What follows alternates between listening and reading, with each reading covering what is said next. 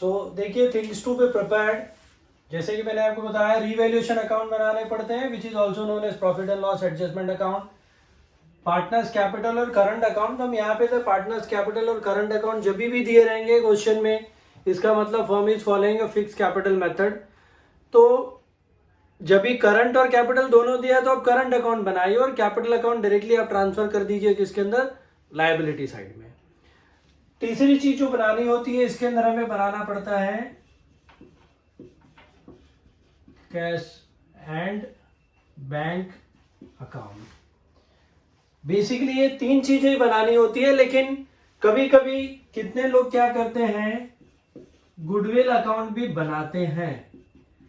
तो अगर क्वेश्चन में पूछा है गुडविल अकाउंट तो बनाइए, नहीं पूछा है तो ये आपके लिए ऑप्शनल है गुडविल अकाउंट बनाना है कि नहीं बनाना है।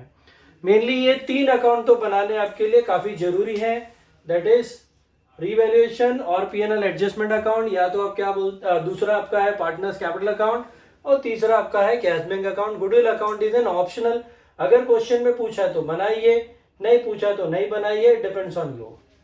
नाउ अब क्वेश्चन में दिया क्या रहता है, क्वेश्चन में they will give you the balance sheet और कुछ एडजस्टमेंट दिए रहेंगे, उसके बेसिस पे आपको क्या करना है, ये सब चीजें बनानी होती है।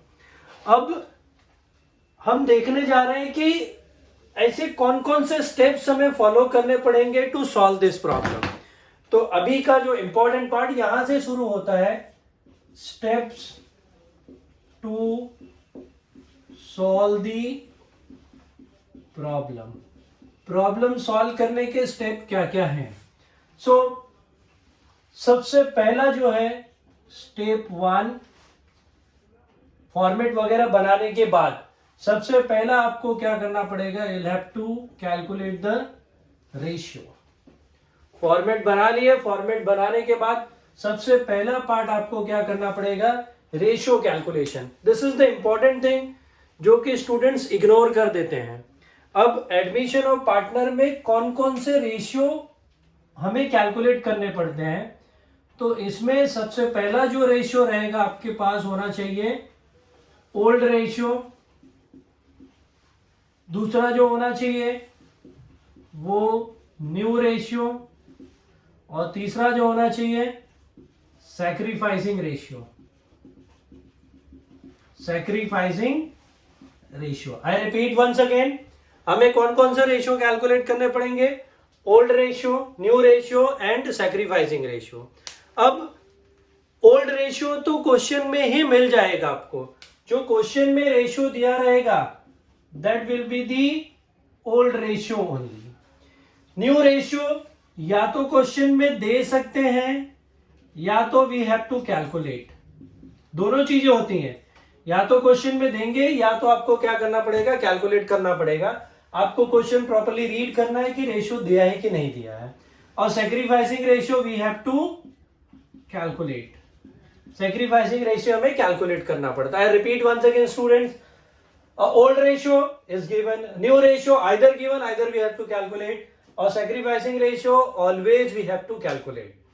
अब एक छोटा सा एग्जांपल देता हूं जिसके तरीके से मैं आपको बताऊंगा कि ओल्ड रेशियो, न्यू रेशियो और सैक्रिफाइसिंग रेशियो कैलकुलेट कैसा करते हैं, और सैक्रिफाइसिंग रेशियो क्यों कैलकुलेट किया जाता है, उसका यूज क्या है वो भी मैं बताऊंगा।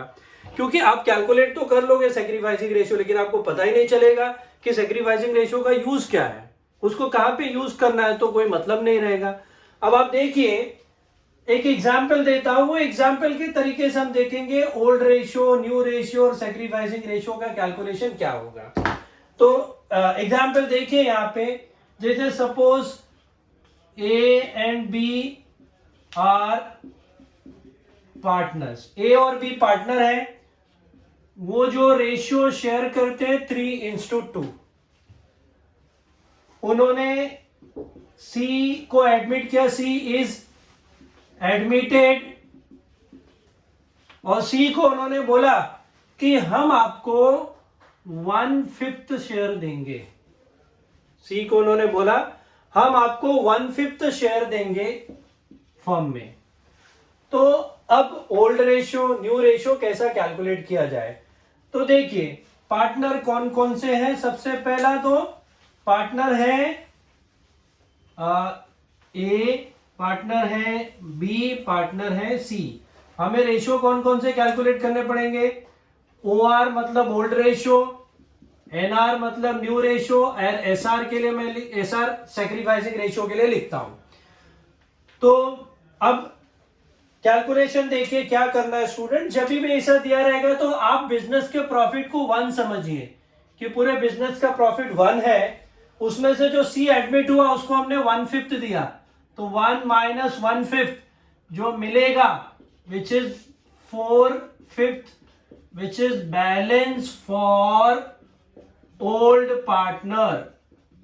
ओल्ड पार्टनर्स के लिए क्या रहेगा? वो बैलेंस रहेगा। ओके, तो 1 माइनस 1/5 जो बैलेंस बचा क्या होगा? 4/5।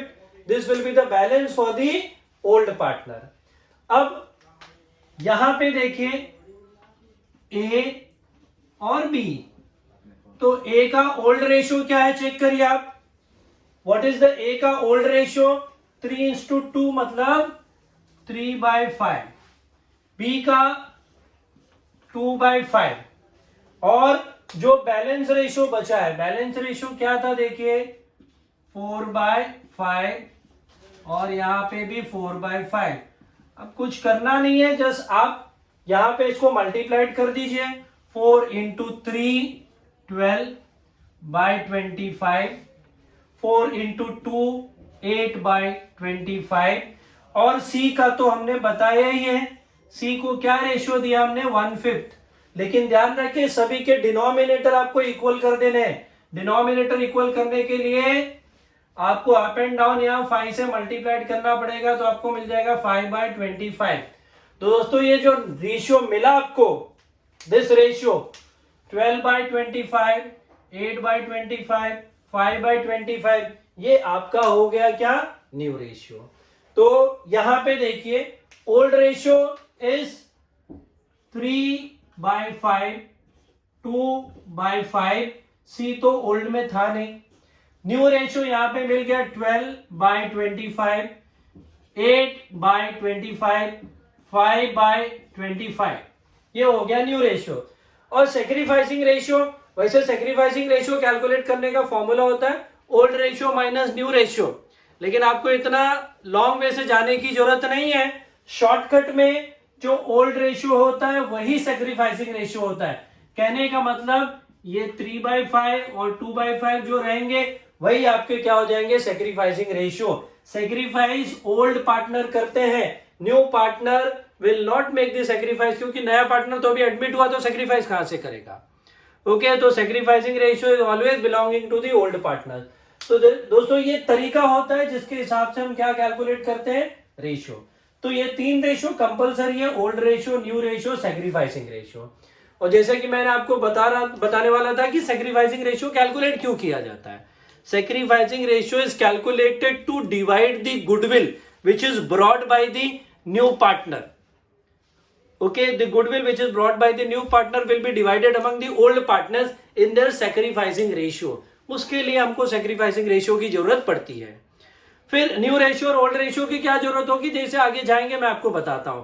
फिलहाल मेरे हिसाब से आपको समझ में आ गया होगा कि ये कैसा कैलकुलेट करना होता है आपको रेशियो। तो ये तरीके से रेशियो का कहानी खत्म होता है। तो आप पहला पार्ट रेशियो करिए। रेशियो अगर आपका खत्म हो जाता है, ये तीनों रेशियो आपको मिल गए, उसके बाद कहानी आगे बढ़ाई जाएगी। जो सेकेंड थिंग आपको करना है that will be relating to the transfer all the items of balance sheet. Balance sheet की जितनी भी चीजें आपको क्या करनी पड़ेंगे? ट्रांसफर करने पड़ेंगे रिस्पेक्टिव प्लेसेस पे। तो शुरुआत अगर मैं लायबिलिटी साइड से करूं तो लायबिलिटी साइड में देखिए सबसे पहला कैपिटल होता है। कैपिटल कहां ट्रांसफर होगा?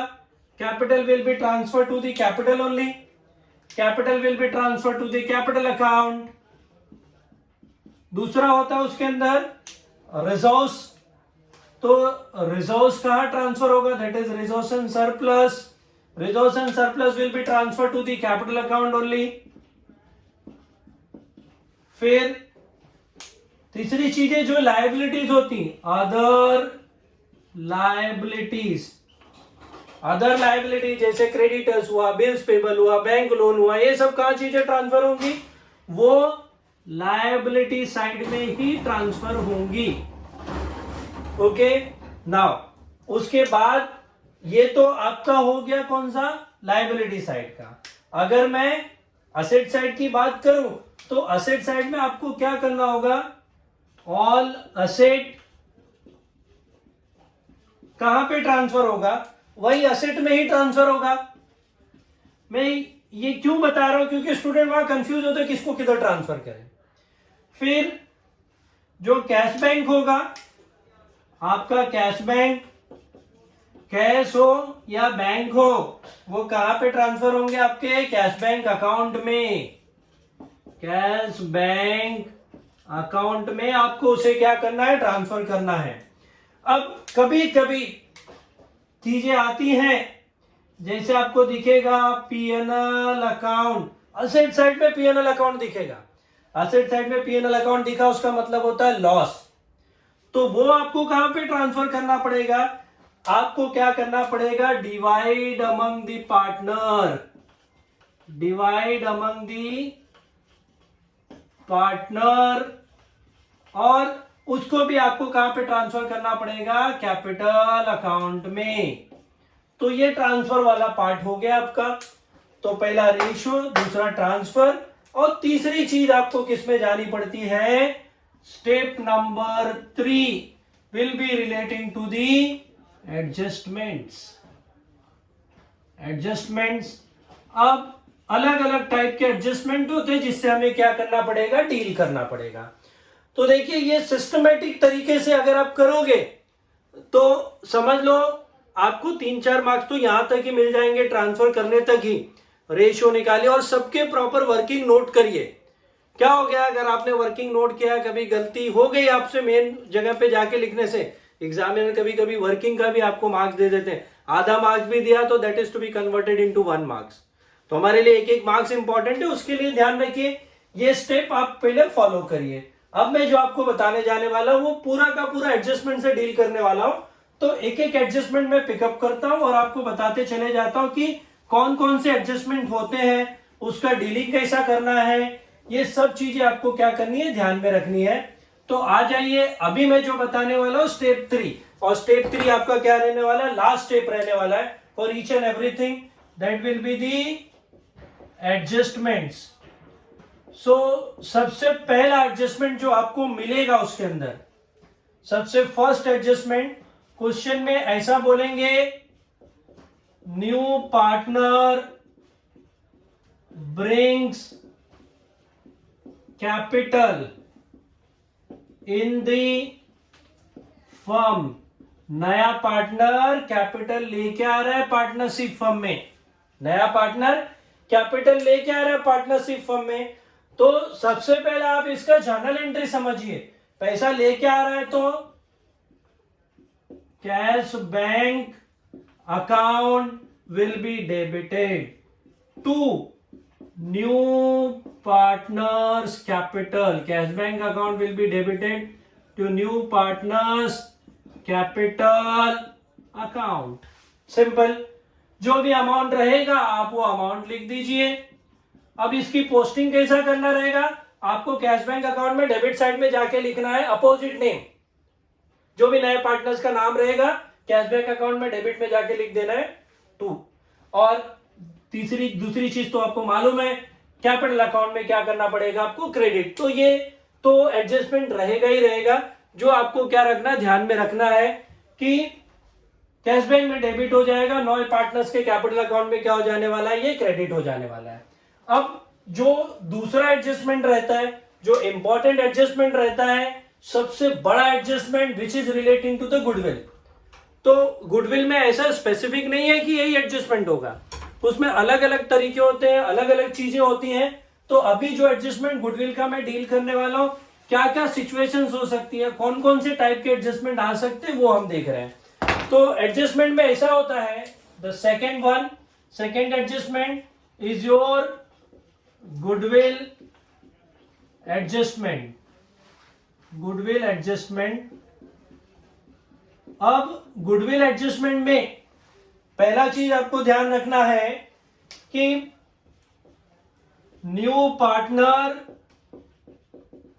Partner brings goodwill in the firm. नया पार्टनर गुडविल लेके आ रहा है फर्म में, गुडविल लेके आ रहा है फर्म में, तो आपको दो चीजें हो सकती हैं। पहला चीज आपको क्या करना है, आपको तो गुडविल का पैसा ले लेना है। गुडविल का पैसा लोगे तो एंट्री आएगा cash bank account debit to goodwill account, जो भी गुडविल ले आ रहेगा उसका अमाउंट। और दूसरी एंट्री जो करनी पड़ती है, जो नया पार्टनर गुडविल लेके आए वो गुडविल आपको क्या करना पड़ता है, ओल्ड पार्टनर्स में डिवाइड करना पड़ता है। और रेशियो कौन सा यूज करना पड़ता है, सैक्रिफाइसिंग रेशियो। तो ये जो गुडविल मिला है उसे आपको क्या करना पड़ेगा, डिवाइड करना पड़ेगा।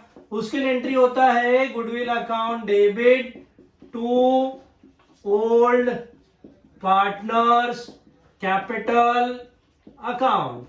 ओल्ड पार्टनर्स के कैपिटल अकाउंट में डिवाइड कर देना है।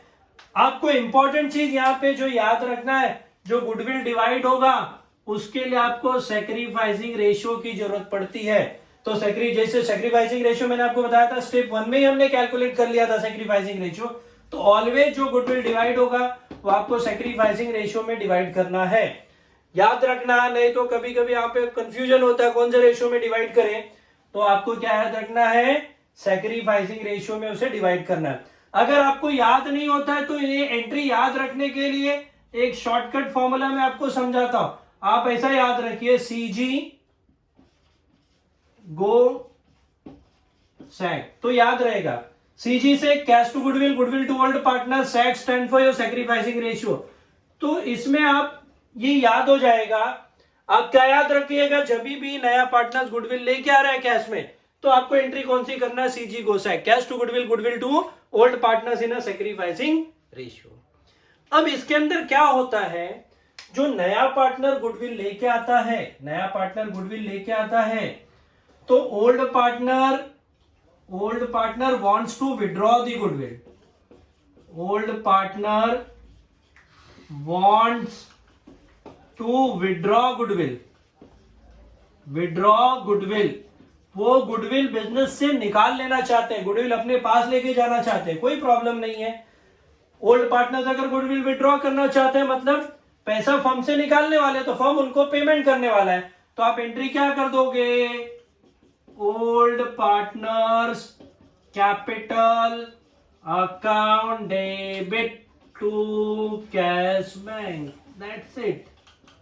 ये विड्रॉ की एंट्री जब भी क्वेश्चन में बोलेंगे तो करने का, अपनी मन मर्जी से नहीं करने का। बट ये दोनों एंट्री तो आपको करना पड़ेगा अगर गुडविल नया पार्टनर फर्म में लेके आ रहा है, तो cash to goodwill, goodwill to old partners in their sacrificing ratio. अगर वो विड्रॉ करना चाहते हो तो विड्रॉ की एंट्री पास करनी पड़ेगी। विड्रॉ के लिए आप ध्यान रखिए, कभी कभी 100% गुडविल विड्रॉ कर लेते हैं, वेरी गुड। कभी कभी बोलते हैं 50% of the goodwill he withdraw किया, तो 50% किसका कैलकुलेट करने का, अरे जो आपने बांटा था यहाँ पे, ये जो आपने गुडविल डिवाइड किया था ना उनको, उसका ही 50% कैलकुलेट करना है। उसके लिए क्वेश्चन आप ध्यान से पढ़ना। तो ये पहला पार्ट हुआ गुडविल एडजस्टमेंट का। अब गुडविल एडजस्टमेंट में ऐसा भी हो सकता है कि नया पार्टनर गुडविल न लेके आए, नया पार्टनर गुडविल कैश में न लेके आए, तो कोई बात नहीं। अगर नया पार्टनर गुडविल नहीं लेके आता है तो क्या करना होता है, तो हम देखने जा रहे हैं बी पार्ट। अगर गुडविल नहीं लाया, नया पार्टनर ने अगर गुडविल नहीं लेके आया, तो क्या करना होगा, new partner does not bring goodwill or do not bring goodwill into the firm. New partner do not bring goodwill into the firm. New partner do not bring goodwill. New partner do not bring goodwill. तो क्या करना पड़ेगा आपको, अगर नया partner goodwill नहीं लेके आ रहा है तो आपको क्या करना पड़ेगा, will have to raise the goodwill, will have to raise the goodwill. Raise the goodwill बोलो, और क्या बोल सकते हो, we have to value the goodwill, we have to raise the goodwill और इसके लिए वर्ड यूज करते will have to value the goodwill. लेकिन गुडविल जब भी रेज करोगे तो ध्यान रखना है full firm's goodwill is raised, full firm's goodwill is raised, पूरे फर्म का गुडविल रेज करना पड़ेगा। If some goodwill already appears in the book, then only balance goodwill is raised, only balance goodwill is raised।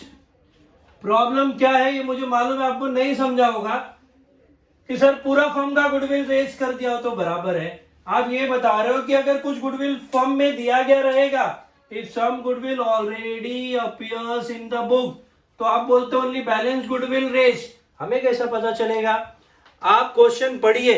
अगर suppose question में ऐसा बोलते हैं कि बैलेंस शीट में आपको गुडविल दिया गया है 20,000 रुपए का, और एडजस्टमेंट में बोलते हैं कि आप गुडविल रेज करिए to the extent of 1 lakh.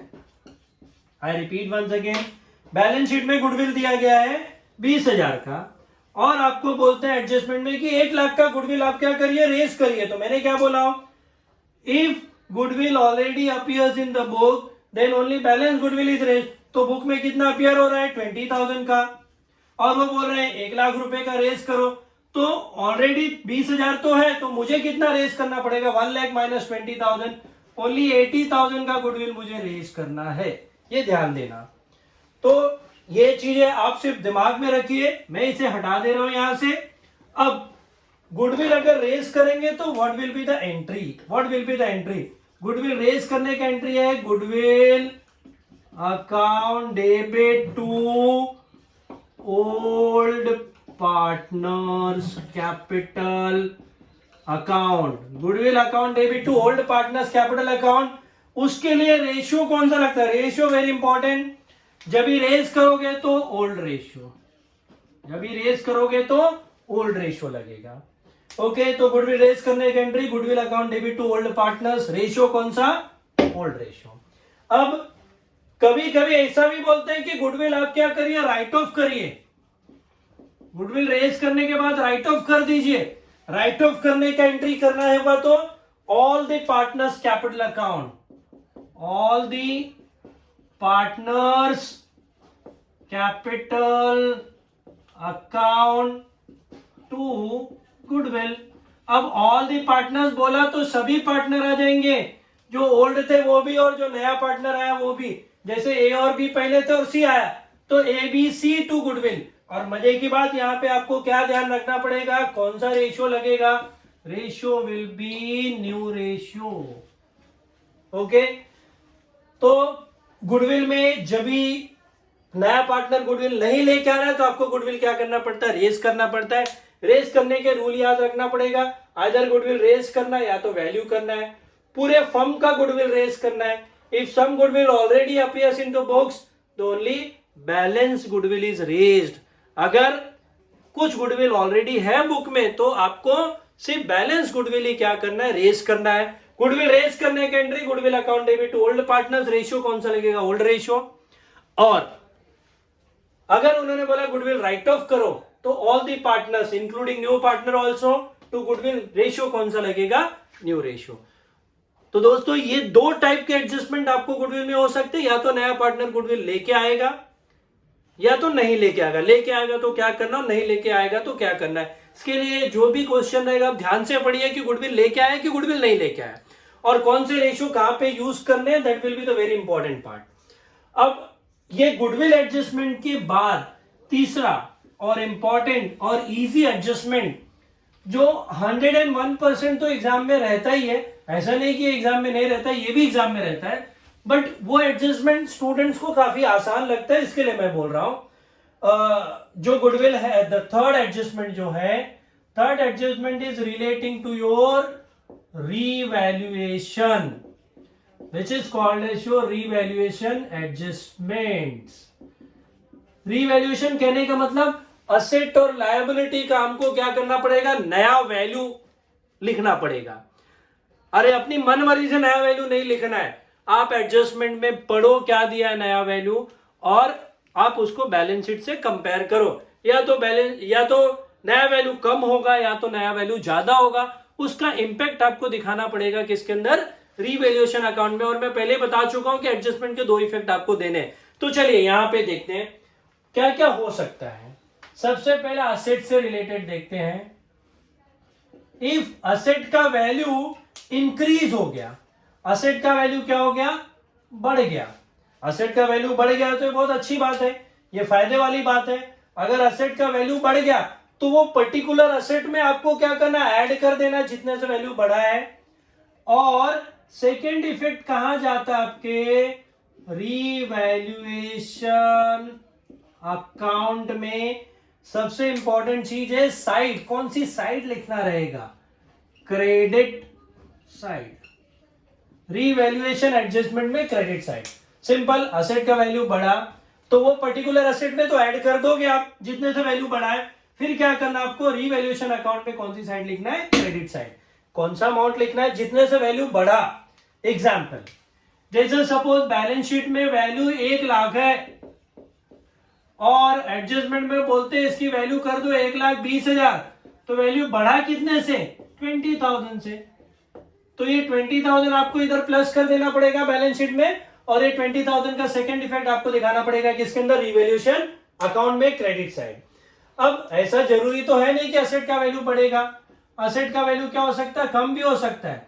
If asset का वैल्यू कम हुआ, इफ असेट का वैल्यू कम हुआ तो कहां लिखने का, सिंपल सी बात है, रिवैल्यूएशन अकाउंट में ही जाएगा। पहला इफेक्ट तो आपको क्या करना पड़ेगा, जो रिस्पेक्टिव असेट है उसमें से क्या कर देना पड़ेगा आपको, माइनस। और दूसरा इफेक्ट आपको दिखाना पड़ेगा आपके रीवैल्यूएशन अकाउंट में डेबिट साइड।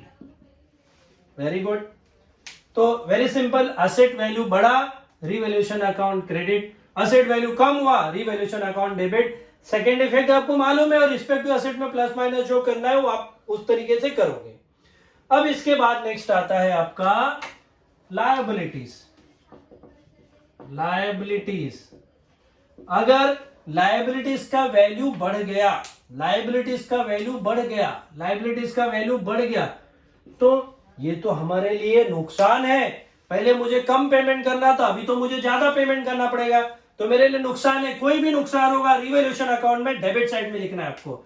लायबिलिटीज का वैल्यू बढ़ गया, रीवैल्यूएशन अकाउंट में कौन सी साइड लिखेंगे हम इसे, we will write on the debit side. Debit side में लिख दिए।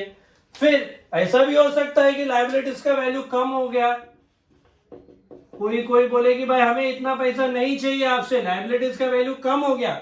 कम हो गया तो बहुत अच्छी बात होती है, हमें फायदा हो जाएगा। कम हो गया तो अच्छी बात है, there will be a profit for us. और प्रॉफिट हो गया तो कोई भी प्रॉफिट आपको रीवैल्यूएशन अकाउंट क्रेडिट साइड में दिखाना पड़ता है। प्रॉफिट इज देयर, तो रीवैल्यूएशन अकाउंट में, रीवैल्यूएशन अकाउंट में कौन सी साइड आएगा वो आपके, that will go on the credit side. तो इसके साथ रीवैल्यूएशन का एडजस्टमेंट खत्म हो जाएगा। लेकिन आप ध्यान रखना, वैल्यू कितने से बढ़ा है कितने से कम हुआ वो इंपॉर्टेंट है, क्योंकि एडजस्टमेंट पढ़ते आपको इंग्लिश नहीं समझेगी। उसके अंदर बोलता है value increased by, value decrease by मतलब उतने से वैल्यू कम हुआ या ज्यादा हुआ है। वैल्यूड एट मतलब इतने वैल्यू तक पहुंचा देना है, तो डिफरेंस आपको देखना पड़ता है। फिलहाल ये एडजस्टमेंट आप ध्यान रखिए, असेट का वैल्यू बढ़ा, revaluation account credit side. Asset का वैल्यू कम हुआ, revaluation account debit side. Liabilities का वैल्यू बढ़ गया, रीवैल्यूएशन अकाउंट डेबिट साइड। और लायबिलिटीज का वैल्यू कम हो गया तो revaluation account credit side. That is all about your revaluation adjustment. Moving ahead, the last adjustment is relating to the capital. That is called as your capital adjustment. थोड़ा बहुत tricky है, but इतना भी tricky नहीं कि समझेगा नहीं हमें। तो हम देखने जाते हैं वो जो लास्ट एडजस्टमेंट है, वो ऐसा जरूरी नहीं कि एग्जाम में आता है, आता भी है नहीं भी आता है।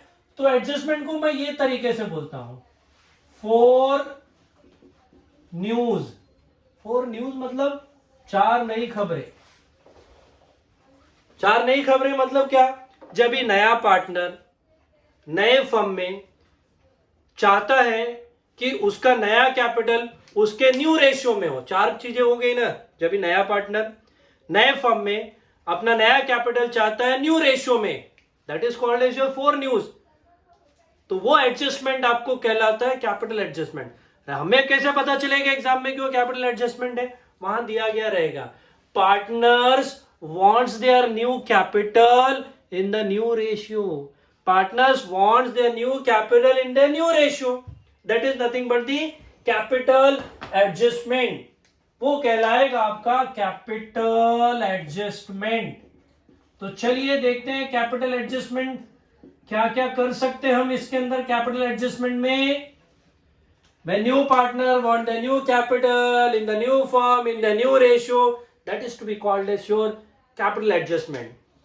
जैसे अगर सपोज ए और बी पार्टनर थे, ए का कैपिटल था से 50,000 और बी का कैपिटल था से उसका भी 50,000 ही ले लेते हैं जस्ट समझने के लिए। और ये लोग थे जो 3:2 में प्रॉफिट शेयर किया करते थे। सी को उन्होंने एडमिट किया और सी को बोला 1/4 शेयर दे देंगे या 1/5 शेयर दे देंगे हम आपको। चलिए 1/5 शेयर दे देंगे, मैं बताता हूं। तो जो न्यू रेशियो था वो अगर आपको याद होगा तो मैंने कैलकुलेट करके बताया था, ये पहले ही 12/25 होगा, ओके, 8/25 होगा और इसका हो जाएगा 5/25। वो मैंने पहले ही बताया था आपको, 12/25, 8/25, 5/25। तो नए पार्टनर्स के रेशियो को आपको नए रेशियो के हिसाब से आपको क्या करना है, इसे कंप्लीट करना है। तो करेंगे कैसा? आप क्या करिए, नए पार्टनर्स के कैपिटल को बेस लीजिए। नए पार्टनर्स के कैपिटल को आप क्या करिए, बेस लीजिए। अब देखिए यहां पे नया पार्टनर से सपोज उसका कैपिटल है 10,000 का, उसका कैपिटल है 10,000 का, उसके हिसाब से सबका कैलकुलेट करना है। तो जैसे सपोज ये जो सी है, सी का रेशियो क्या है, प्रॉफिट शेयरिंग रेशियो 5/25। 5/25 के लिए इसका कैपिटल होता है 10,000। तो मेरा जो ए है, ए का रेशियो कितना है, 12/25। तो 12/25 के लिए कितना होगा, जस्ट क्रॉस मल्टीप्लीकेशन करना है। तो कैसा होगा ये, 12/25 मल्टीप्लाइड बाय 10,000 इक्वल्स टू 5/25। आप इसका कैलकुलेशन करोगे तो 12/25 मल्टीप्लाइड बाय 10,000, इसको इधर लेके आ जाओ, 25 डिवाइडेड बाय 5, 25 गया और ये क्या हो जाएगा, 5 2 जा 10। तो इसकी कैपिटल कितनी हो जाएगी, 24,000। तो ये 24,000 की कैपिटल हो जाएगी और ये आपको क्या करना है, कैपिटल अकाउंट में दिखाना पड़ेगा to balance brought down. Okay, ऐसा ही इसी तरीके से ही आपको क्या करना पड़ेगा, इनका भी सॉल्व करना पड़ेगा। तो वो भी मैं आपको सॉल्व करके दिखा देता हूं। तो मैं ए का दिखाया, ए का 24,000 होगा नया कैपिटल, और ऐसे बी का दिखाता हूं। तो बी के लिए क्या करना पड़ेगा आपको, बी लिख दीजिए यहाँ पे, और बी का है 8/25। कैलकुलेशन का तरीका सेम, 8/25 इंटू 10,000 इक्वल्स टू 5/25। सो यहाँ पे 8/25 multiplied by 10,000 into 25 divided by 5, 25 गेले 5 2 जा, और ये हो जाएगा 16,000 नया कैपिटल किसका, बी का। तो 24, 16 और 10,000 हो जाएगा नया कैपिटल। ये आपको क्या करना पड़ेगा, कैपिटल अकाउंट में दिखाने का, डेबिट साइड में ऐसा जाके टू बैलेंस कैरिड डाउन, ए में 24, बी में 16 और सी का तो वही आपका 10,000। फिर बाद में आपको कैपिटल अकाउंट जैसा आप क्लोज करते हो उसी तरीके से क्लोज करो, और कैपिटल अकाउंट का जो डिफरेंस होगा आफ्टर सॉल्विंग दी कैपिटल एडजस्टमेंट, वो डिफरेंस कहां ले जाना है वो क्वेश्चन में दिया गया रहेगा। कहां ले जा सकते हैं, या तो कैश बैंक अकाउंट में बोलेंगे ट्रांसफर करने के लिए तो कर दीजिए, या तो करंट अकाउंट में ट्रांसफर करने बोलेंगे तो कर दीजिए, या तो लोन अकाउंट में ट्रांसफर करने बोलेंगे तो कर दीजिए। अगर कुछ भी नहीं बोला है तो कैश बैंक अकाउंट में ट्रांसफर करिए, कुछ भी नहीं बोला तो कैश बैंक अकाउंट में ट्रांसफर करिए।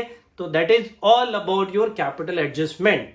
आई होप सो आपको ये समझा होगा कैपिटल एडजस्टमेंट कैसा करना होता है। ये करने के बाद आपके प्रॉब्लम तो पूरे सॉल्व हो जाएंगे। अब सॉल्व करने के बाद जो लास्ट पार्ट बचता है वो आपको क्या करना है, क्लोजिंग।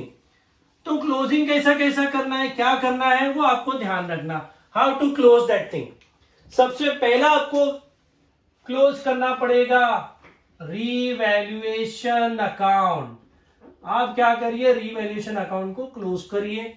रीवैल्यूएशन अकाउंट में अगर क्रेडिट साइड इज मोर, अगर क्रेडिट साइड हैवी है या तो क्रेडिट साइड ज्यादा है तो उसे बोला जाता है रीवैल्यूएशन प्रॉफिट। ये आपको ऑब्जेक्टिव्स में पूछते हैं, इसके लिए मैं बता रहा हूं। अगर रीवैल्यूएशन में डेबिट साइड ज्यादा होता है, if debit side is more, तो उसको बोलते हैं रीवैल्यूएशन लॉस। तो या तो प्रॉफिट हो या तो लॉस हो, जो प्रॉफिट और लॉस रीवैल्यूएशन में होगा that will be divided among old partner in old ratio। ये ध्यान रखना है, कितने स्टूडेंट क्या करते हैं, वो सबको डिवाइड करना है, सबको डिवाइड नहीं करना है, ओल्ड पार्टनर्स ओल्ड रेशियो में क्या कर देना, आपको डिवाइड कर देना है। रीवैल्यूएशन बंद हो गया, उसके बाद आप रीवैल्यूएशन का डिफरेंस जो है डिवाइड करके कैपिटल अकाउंट में ट्रांसफर करिए, कैपिटल अकाउंट को बंद करिए। अब उसमें कैपिटल का एडजस्टमेंट है कि नहीं है उसके हिसाब से आपको डील करना है। कैपिटल का एडजस्टमेंट नहीं है तो डायरेक्टली लायबिलिटी साइड में लेके चले जाइए क्लोज करके। अब उसके बाद आप कैश बैंक को बंद करिए और कैश बैंक का डिफरेंस लेके चले जाइए कहां पे, आपके असेट साइड में। और लास्ट बट नॉट लिस्ट, आप अपने बैलेंस शीट को टोटल करिए, टैली करिए। टैली हो रहा है तो बहुत अच्छी बात है, नहीं होता है तो जबरदस्ती टैली मत करना। Don't do wrong tally. अगर आपने रॉन्ग टैली किया तो ज्यादा मार्क्स कटते हैं, इससे बेटर रहेगा कि आप उसे खुला छोड़ दिए, टैली मत करिए। तो दोस्तों मेरे हिसाब से आपको ये एडमिशन ऑफ ए पार्टनर समझा होगा। एक थोड़ा सा कोशिश मैंने किया कि शायद आप कुछ मार्क्स स्कोर कर पाओ इसके अंदर। तो अगर आपको ये वीडियो अच्छा लगा हो तो आप उसको शेयर करिए, शेयर टू एवरी SY जैसी स्टूडेंट, शायद उनकी थोड़ी सी हेल्प हो जाएगी उसके अंदर। अब आगे का वीडियो जो मैं बनाऊंगा वो रहेगा आपके डेथ ऑफ पार्टनर से रिलेटेड और रिटायरमेंट ऑफ पार्टनर से रिलेटेड। धन्यवाद, जय हिंद।